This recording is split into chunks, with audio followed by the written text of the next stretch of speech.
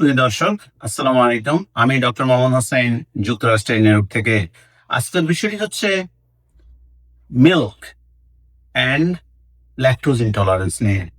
দুধ, মিল্ক খায় না খুব কম লোকই আছেন। খাদ্য তালিকায় দেখা যাচ্ছে যে মিল্কটা সবার উপরেই থাকে। অনেকেই এই মিল্ক খেতে পারেন না। তারা খেলেই তাদের পেট ফুলে যায়, ফাঁপা ধরে থাকে, ডায়রিয়া হয়, ব্লোটিং হয়, নজিয়া হয়, বমি বমি ভাব হয়, বারবার বাথরুমে যেতে হয়। এদেরকে বলা হয় ল্যাকটোজ ইনটলারেন্ট।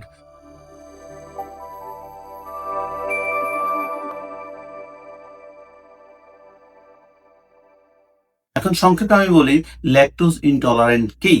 ল্যাকটোজ হচ্ছে মিল্কের একটি উপাদান যেটা আমাদের শরীরে এনার্জি যোগায়, গ্লুকোজ যোগায় এবং সুগার দেয়।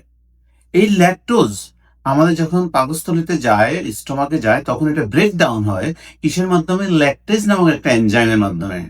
এই ল্যাকটেজটা যখন বয়স বাড়তে থাকে তখন কমে আসে, অথবা যদি জেনেটিক প্রবলেম থাকে তখন এটা স্টোমাকের ওয়াল থেকে আর আসে না, অথবা কম প্রোডাকশন হয়।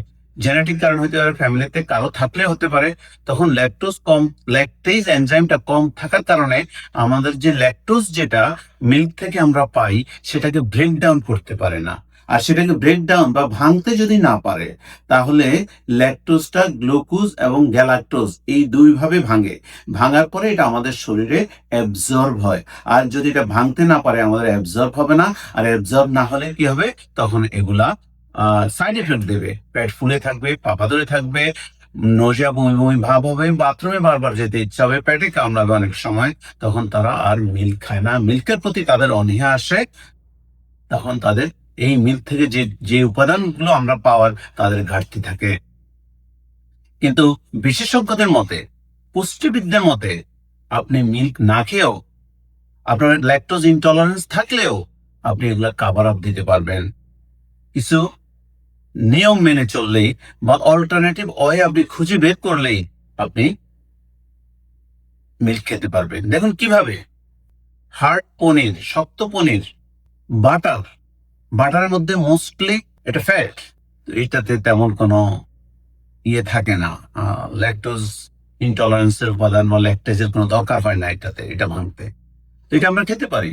তারপরে ইয়োগার্টে কি হচ্ছে, যে ব্যাকটেরিয়া থাকে, ব্যাকটেরিয়া তো লাগে ইয়োগার্টটা মেক করার জন্য। ব্যাকটেরিয়াটা কি করে? ল্যাকটেজের একটা অংশকে ভেঙে দেয়, যার কারণে এটা অলরেডি ভেঙে যাচ্ছে, আমাদের প্রবলেমটা অনেকটা সলভ করে দিচ্ছে।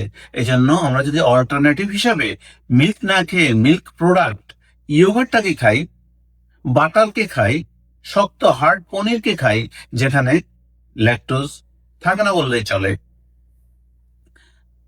ভাঙার দরকার হয় না এটাকে, সেখান থেকে আমরা আমাদের পুষ্টি নিতে পারি।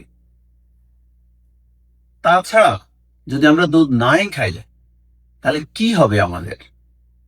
দেখুন, আমরা ক্যালসিয়াম আমাদের জন্য দরকার, ভিটামিন ডি আমাদের শরীরের জন্য দরকার, আদার্স প্রোটিন আমাদের জন্য দরকার। এগুলো আমরা কোথা থেকে পাবো? গ্রিন লিফি ভেজিটেবলস থেকে আমরা পেতে পারি, কাঁটাযুক্ত মাছ, ফিশ থেকে আমরা পেতে পারি, এবং অনেক ধরনের পানীয় আছে মার্কেটে, পানীয় থেকে আমরা এগুলো নিতে পারি।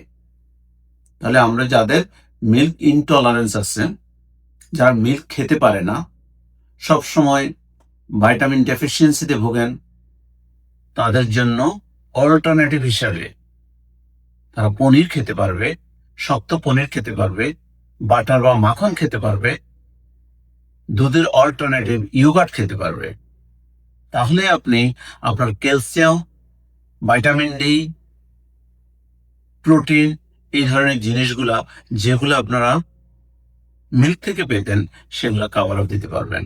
আদারওয়াইজ আপনাকে অলওয়েজ ক্যালসিয়াম সাপ্লিমেন্ট নিতে হবে, ভিটামিন ডি নিতে হবে, গ্রিন লিফি ভেজিটেবলস খেতে হবে, কাঁটাযুক্ত মাছ খেতে হবে, পানীয়, কোমল পানীয়, যে সমস্ত পানির মধ্যে আপনার ভিটামিন, ক্যালসিয়াম সাপ্লিমেন্ট দেওয়া থাকে। বাট কোক, স্প্রাইট এগুলা না। অনেকে বলে যাও কোমল পানীয় বলছে, আমি তো ওগুলা খাবো। অলওয়েজ মনে রাখবেন, প্রিজারভেটিভস জাতীয় জিনিসগুলা, যেগুলাতে মেডিসিন দিয়ে বা বিভিন্ন প্রিজারভেটিভস দিয়ে রাখা হয় ভালো রাখার জন্য, সেগুলা অলওয়েজ আনহেলদি। যাদের ব্লাড প্রেশার আছে তাদের জন্য তো অবশ্যই খারাপ, যাদের হার্ট ডিজিজ আছে, ডায়াবেটিস আছে, অলওয়েজ মনে রাখবেন, প্রিজারভেটিভ কন্টেইনারে যে ফুডগুলো থাকে সেগুলো অলওয়েজ খারাপ, সেগুলোর ধারে কাছেও আপনারা যাবেন না, সেগুলো অ্যাভয়েড করবেন। তাহলে মনে রাখবেন, যাদের ল্যাকটোজ ইনটলারেন্স থাকে অথবা ল্যাকটোজ ইনটলারেন্ট, যারা অসহিষ্ণু বলে ল্যাকটোজের প্রতি, দুধ খেতে পারেন না, তাদের জন্য অল্টারনেটিভ ওয়ে অবশ্যই আছে এবং আপনারা অল্টারনেটিভ ওয়েতেই খাবারগুলো বেছে নেবেন। তাহলে পুষ্টির যে উপাদান সেগুলো থেকে আপনারা কখনো বঞ্চিত হবেন না। ভালো থাকবেন, সুস্থ থাকবেন। শীঘ্রই দেখা হবে। ডক্টর মোহাম্মদ হোসেন, যুক্তরাষ্ট্রের নিউ ইয়র্ক থেকে। আপনাদের এনি পরামর্শ, যদি কোনো কথার দরকার হয়, ডক্টরের সাথে পরামর্শ দরকার হয়, আমাদের টেলিমেডিসিন অ্যাভেইলেবল আছে অফিস আওয়ারে। আপনারা আমাদের টেলিমেডিসিনে ঢুকতে পারবেন। অ্যাপল স্টোর অথবা প্লে স্টোরে গিয়ে right care telemedicine, RITECARE, right care telemedicine অ্যাপসটা ডাউনলোড করে নেবেন। আপনার সমস্যা নিয়ে আমাদের সাথে ভিডিও কলের মাধ্যমে পরামর্শ করতে পারবেন। ভালো থাকবেন, সুস্থ থাকবেন। আল্লাহ হাফেজ।